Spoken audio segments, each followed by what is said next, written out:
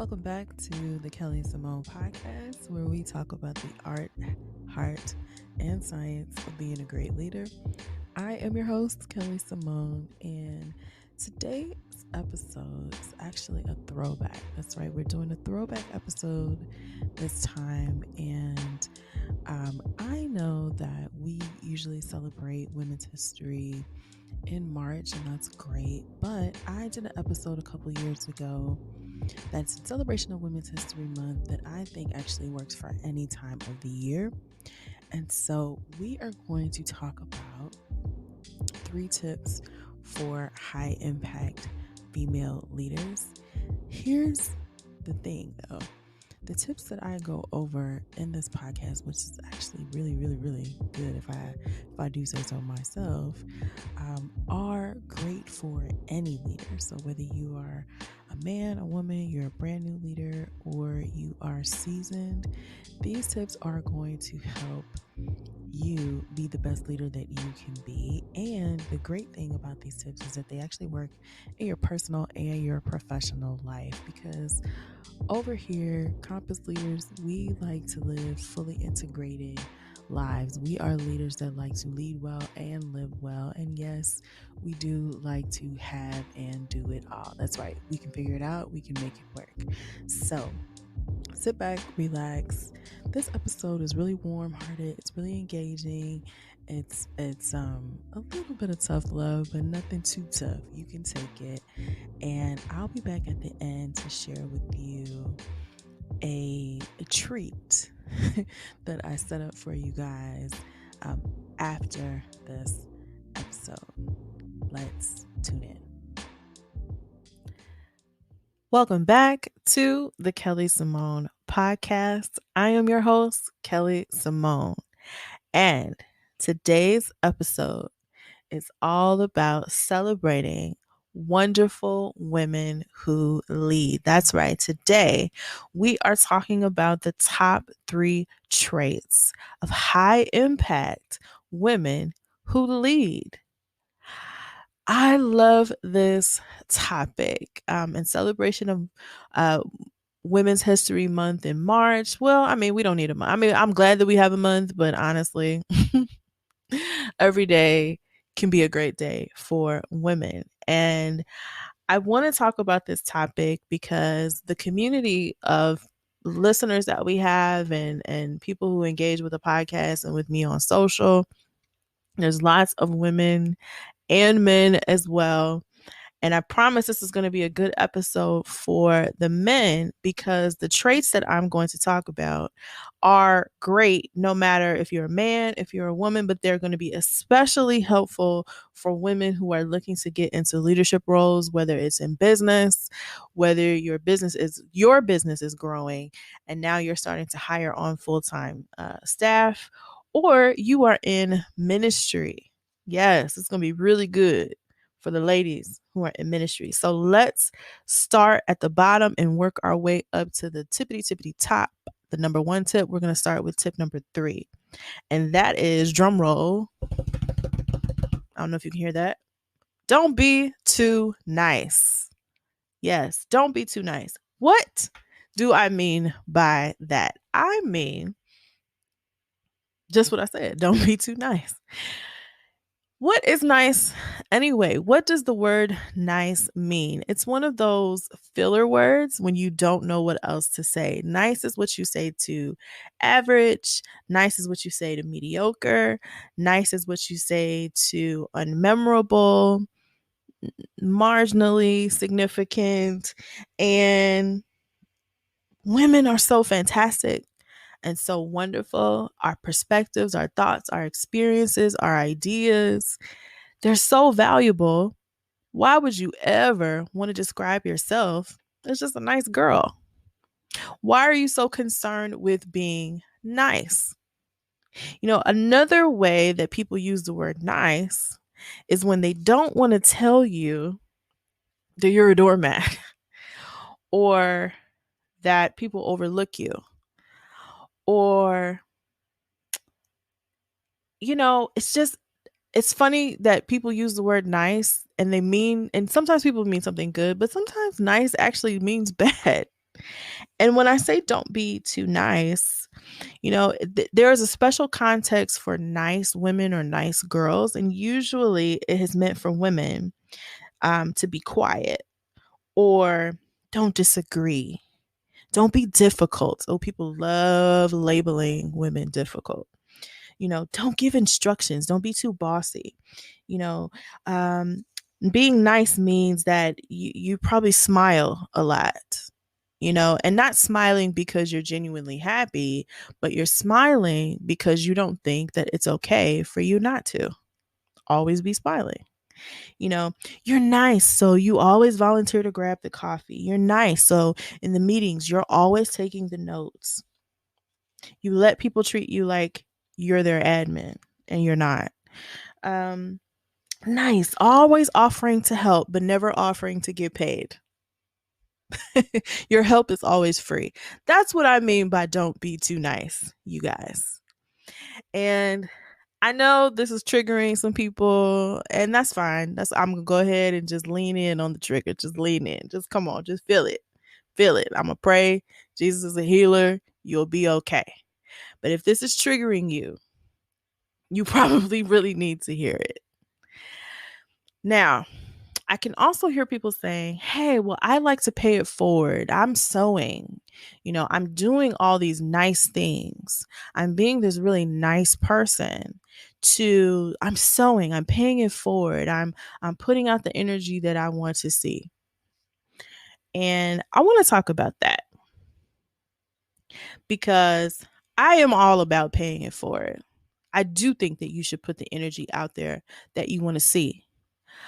But I am most concerned with that energy coming from a place of abundance and not lack. And that's why it's so important to be clear about who you are and why you're doing what you're doing. So let's take the word sowing, because a lot of church people like to use that word. I'm sowing. This is a seed for me. This is a seed. Okay, cool. It's a seed. Well, I'm going to ask you, if it's a seed, then where is the fruit?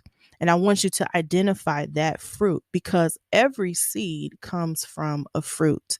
Usually when we talk about seed, we think about it forward in time. We think about it in relation to time, and as time is moving forward, meaning I have a seed in my hand today.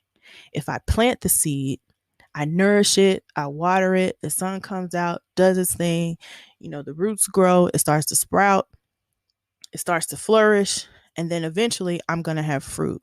We think about seed in that context. However, that's not how seed got here. Seed got here because fruit got here first. Every seed has a source, and that source is fruit. So, what do I mean when I say, where are you sowing from? I mean that you need to check the fruit, check the source. Why are you sowing? Are you sowing from a place where you feel that you are abundantly supplied with whatever it is that you're putting out there? Or are you sowing from a place that says, I don't have it, and I think that I have to work, or I think that I have to earn this, then that's why I'm sowing? Are you being nice so that people will be nice to you? Or are you being nice because you've already received kindness? You've already received compassion, and you have so much of it that it just naturally overflows. Now, see, that's okay. Being kind because you have received kindness, because you live in a lifestyle full of compassion, because you are in relationships with people who treat you well and treat you with honor and treat you with respect, and you treat yourself that way. And because of that, you have an abundance of dignity to share with other people. You have an abundance of compassion and kindness to share with other people. That's fine. That's good. And as I'm using those words, kindness, compassion, dignity, respect, honor, notice how those words are not nice. None of those words are catch-alls. Like nice is a catch-all. You can't really take honor a different way than its definition. It means what it means. So If you think of yourself as a nice person, be specific. Be specific about that fruit. Be specific about that source. Check the fruit. Are you really helping? Or do you not think do you think that no one will do it if you don't do it? So is that helping from a place of abundance or helping from a place of lack?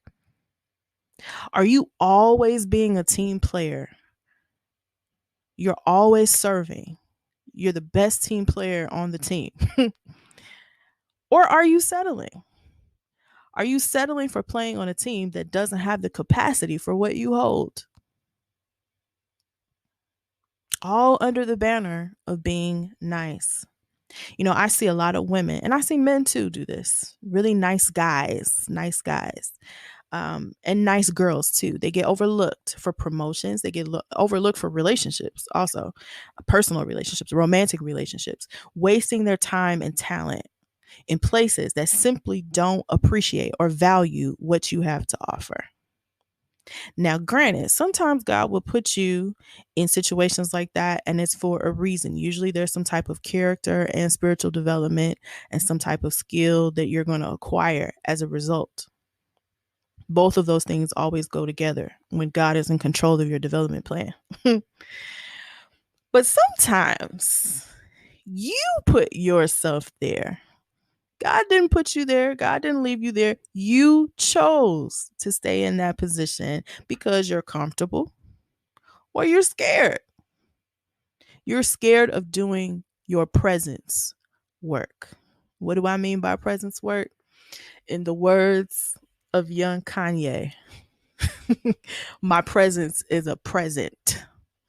That attitude, I know we think of Kanye, we think of somebody who has off the chart confidence, not even borderline arrogant sometimes, just all the way. He has all the way hopped over the line in some people's opinion. But listen, that attitude of my presence is a present. When you walk into the room, it should mean something. You add something to the room, and it's okay to be confident in that. And it's okay to not overcompensate or underplay your hand to make other people feel more comfortable. That's presence work, mastering that balance of not overdoing it and not underdoing it either. If you need help with presence work, you should reach out to me, DM me, and we can talk more one-on-one. Basically, people who haven't done their presence work usually don't get taken seriously. And the reason why people don't take you seriously is because you don't take yourself seriously. This is all about not being too nice. So again, I want you to check the fruit. If you're not getting what you say that you've been sowing, then you're probably not sowing from the right source. You might be thinking that you're sowing pears and really you've been sowing oranges this whole time. Check the source, sis. Check the fruit. So number 3 is don't be too nice. Number 2, ask for what you want. Refusing to ask for what you want is self-sabotage. If you want the promotion, go for it. If you want the increase, go for it. If you want the opportunity to lead the project, go for it. Position yourself, present yourself, make yourself available for what it is that you want. All the partnerships, all the staff, all the customers, the clients, you have to show up in a way that indicates that this is what you actually want. If you're confused about it, it's okay.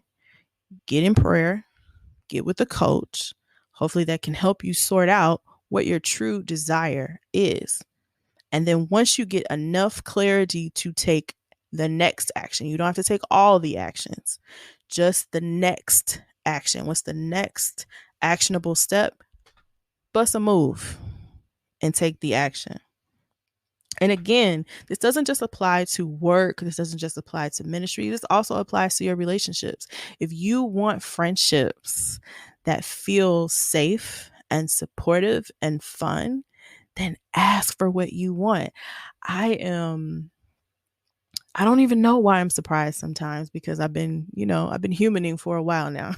I shouldn't be surprised, but I still get surprised. I'm still kind of thrown off sometimes when I see people, or when I'm in conversations with people, and these friends, they're having a whole different experience of the friendship. You got Sally over here thinking that her friend is being, is MIA and distant and doesn't care about her and isn't investing in the relationship. And Susie over here is trying to keep her head above water. She's managing all these different projects. She's trying to get over some heartbreak. And so, she's not having the same friendship experience. She thinks her friendship is fine with Sally. She thinks all the rest of her life is falling apart, and she's trying to put it together. And it's amazing if Sally and Susie would sit down together and just say, this is what I want from this friendship. They would have the same experience. They would have a shared reality, and they could actually get what they want from each other. Same thing with romantic relationships too. So number 2, ask for what you want. Closed mouths don't get fed. And the number 1 tip, the number 1 trait for fantastic, fabulous, high impact women and men who lead is to be authentic. Be true to yourself, because that is the only way that you will truly be successful. Now, I know that there are some success markers out here that society has deemed to be the measurement, the standard, the benchmark for successful people. And usually it has to do with material gain. It has to do with status. It has to do with subtle and not so subtle measures of power.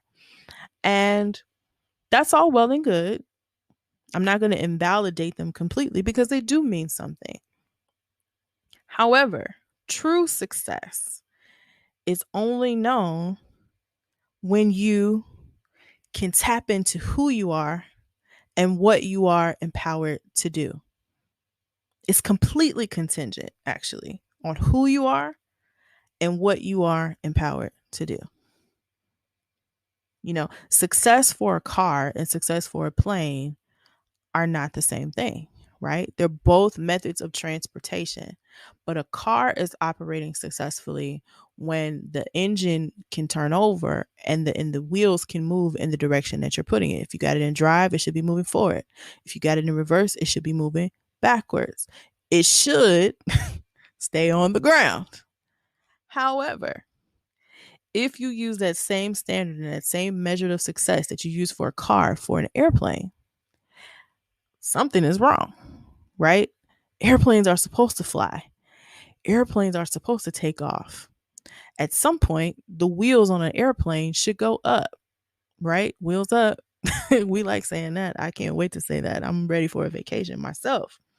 But listen, you gotta tap in to what you are, tap into your identity, and tap into how you're empowered to serve, how you're empowered to live, how you're empowered to lead. This is about identifying your values. This is about identifying your skill set. It's about being comfortable in your skin, because that is going to be your map to success. Too many people let other people define success for them.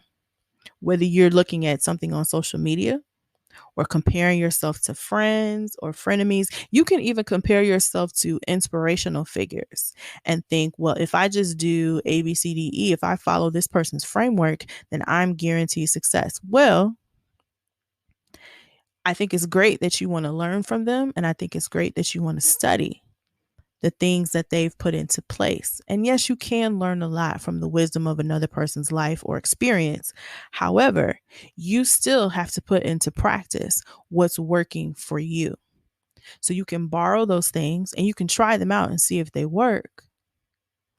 But you are still going to be responsible for who you are and what you're empowered to do. And how you are empowered to do it. That's going to be your version of success. Don't get boxed in to a formula. Don't get boxed into someone else's standards, because that box will keep you out of all the things that God has for you. Don't get boxed into what society says women are supposed to do, how women are supposed to look, how women are supposed to lead. Society didn't make you. You're not society's idea. You're not your pastor's creation. You're God's daughter. You're God's idea. And your pastor, very well meaning, sure, he or she can provide some guidance. But ultimately, if you want to know the purpose of a thing, you got to go back to the creator. You're going to have to go back to your source. Remember, we were talking about fruit and seed before? If you, as a daughter of God, or some of the sons that I know are listening, you as a son of God, who do you go back to as your point of origin? You got to go back to the source. You got to go back to Father. You got to go back to the creator to know who you are and know what you can do. Your authenticity will require and inspire confidence in yourself, confidence in God, and it will inspire confidence from other people. I'm going to tell you a quick little story about as a Black woman, as a professional, business professional, as a leader, you're out here, you're trying to navigate your career and everything. And, for a lot of women, hair is a big deal. And for Black women, hair is a really big deal. Okay. And I remember a time in my life where I just started getting curious about what my hair texture was like. I grew up with a relaxer in my hair, and then I went away to college, and I was around people who were from all different parts of the country, and then also some other places, and I saw just a lot more people who seemed to be comfortable with the natural texture hair. And I went to a HBCU. I went to Howard University. And so I had never seen so many Black people just loving their natural hair. That just wasn't a thing in Chicago at the time. And I got curious about my own hair texture. I got curious. I was like, man, I wonder what my hair looks like without a relaxer.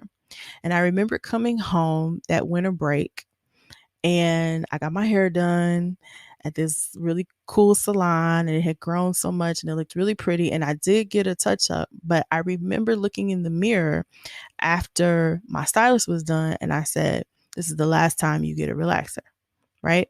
So fast forward maybe 10, 12 years, and I'm working and, competing for these different promotions and these different assignments and things like that. And somehow, after I have went to, Black Harvard, and I got in touch with my original texture of hair. By this time, all the relaxer has grown out. I've been living with natural hair. I've never had a relaxer since. But I noticed that when I would go for job interviews, instinctively, I would straighten my hair. And I kept doing it and kept doing it and kept doing it until at some point, the thought occurred to me as I was preparing for an interview. I was like, why am I straightening my hair? You know how you get all your stuff together and you're like, let me get my portfolio, let me get my resume, let me set up my clothes, and you getting everything ready because you got the interview the next day. And I was like, okay, I got to do my hair. And then I was like, no, I do not have to straighten my hair. It was just an epiphany. It was just a thought that came to me, and I started to explore, like, where did that come from? Where did I get the idea that to look more professional, my hair needed to be straight? Where did I get that idea? Especially since I really liked my hair.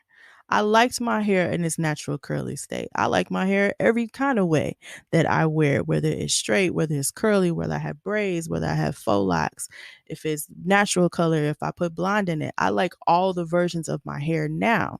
But at that time, I didn't realize that I was inadvertently code switching, that I was being my less authentic self for the purpose of appearing more professional, appearing more credible, and for the purpose of assimilating into a culture, into an environment to give me a better chance of being hired or being promoted.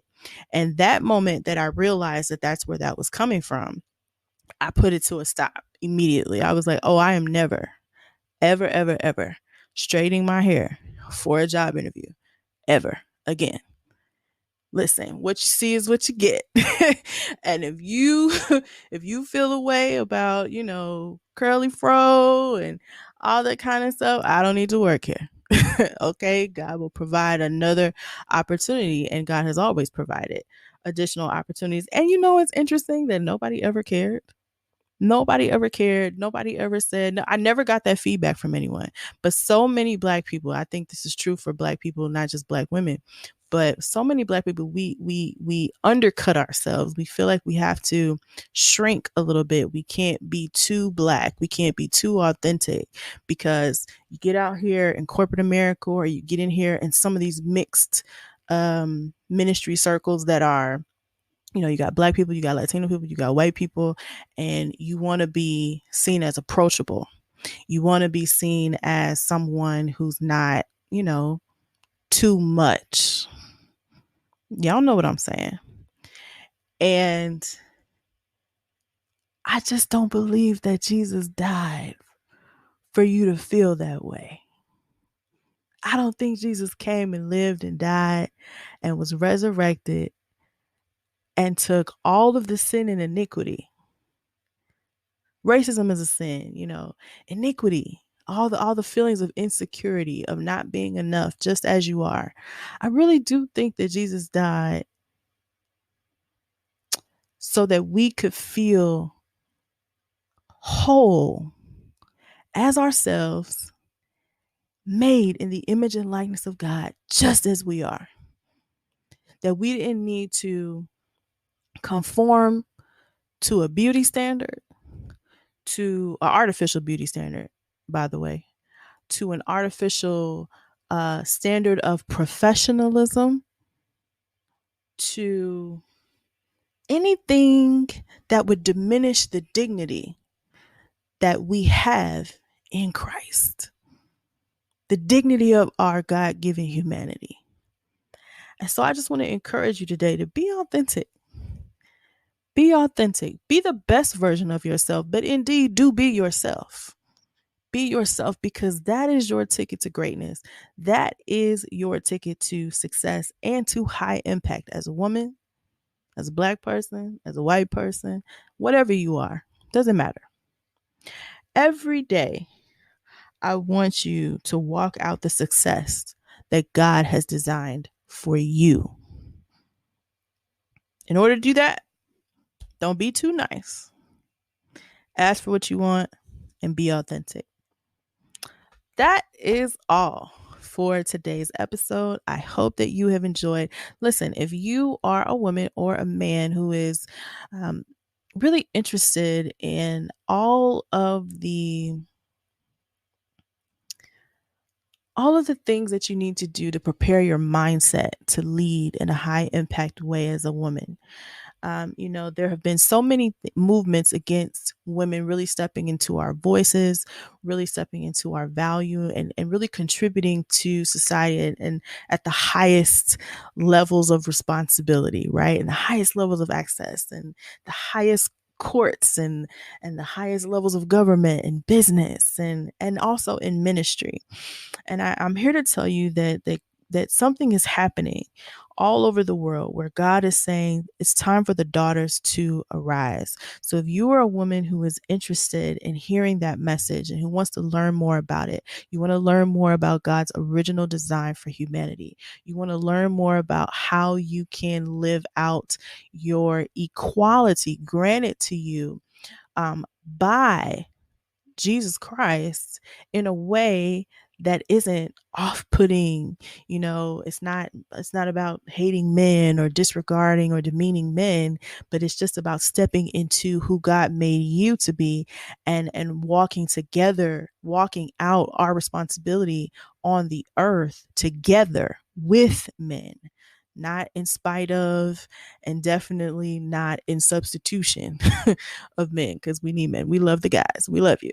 So, and if you're a man and you're curious about that message and curious about what you can do as a man to support the women in your life who are coming into that knowledge and coming into that wisdom and coming into just the spirit of God that's going out to really just stir up um all of the daughters that need to be in position for all of the things that we're doing in the earth. You should have you should have read it already, but if you haven't read it already, it's okay. It's not too late. I wrote a book called Crowned: Gender Equality and the Gospel. And I have a free excerpt that's available for you. And so the link is going to be in the show notes. So you want to make sure that you take a look at that.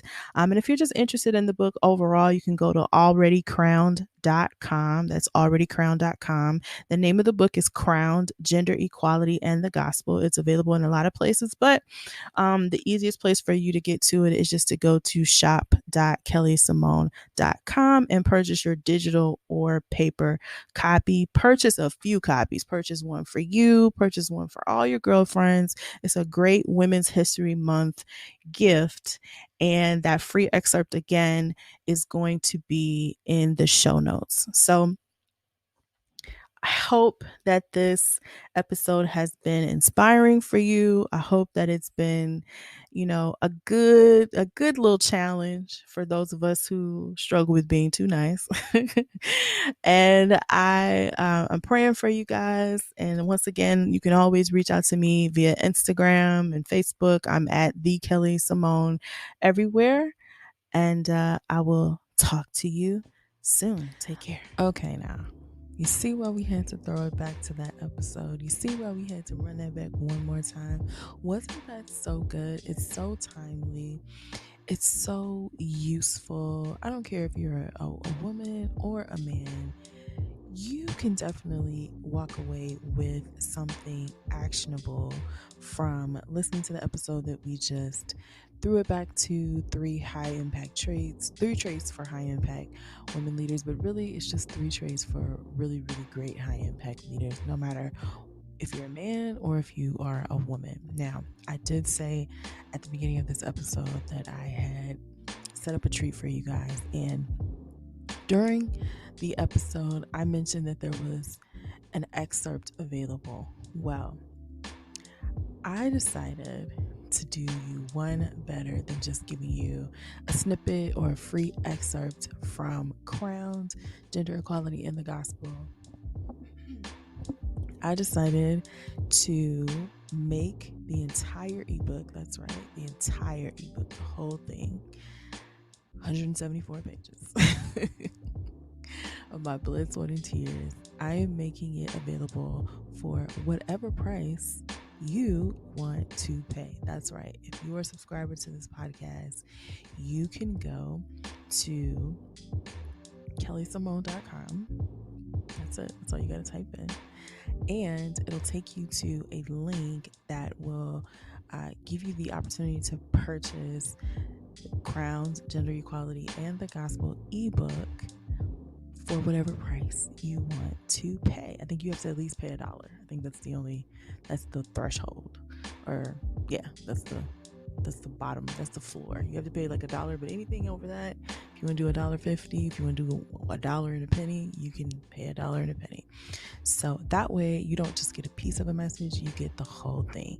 I am doing this for a short time. So I'm doing this for a weekend only. So if you listen to this episode later on, you still get the benefit of the episode and you can still get the benefit of the book, but it will not be available for pay what you want. So for March 31st, April 1st, and April 2nd, 2023, it will be available.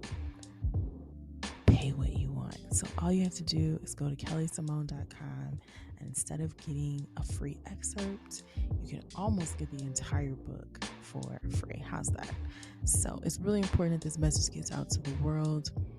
We talk about delegating. We talk about how to get along with people in this kind of new reality. It talks about what freedom looks like. It talks about what God's intention is for daughters, and how we're supposed to live and work together, both genders. So it's a really interesting book, and it is related to leadership. There's a whole chapter on there about leadership. So dig into it. Grab your copy today. Grab a few copies. I mean, honestly, pay what you want. You should be grabbing a few copies and figuring out how to send it to your friends, your family, your loved ones, maybe even an enemy or two. If you get their email address, I'll send it to them too.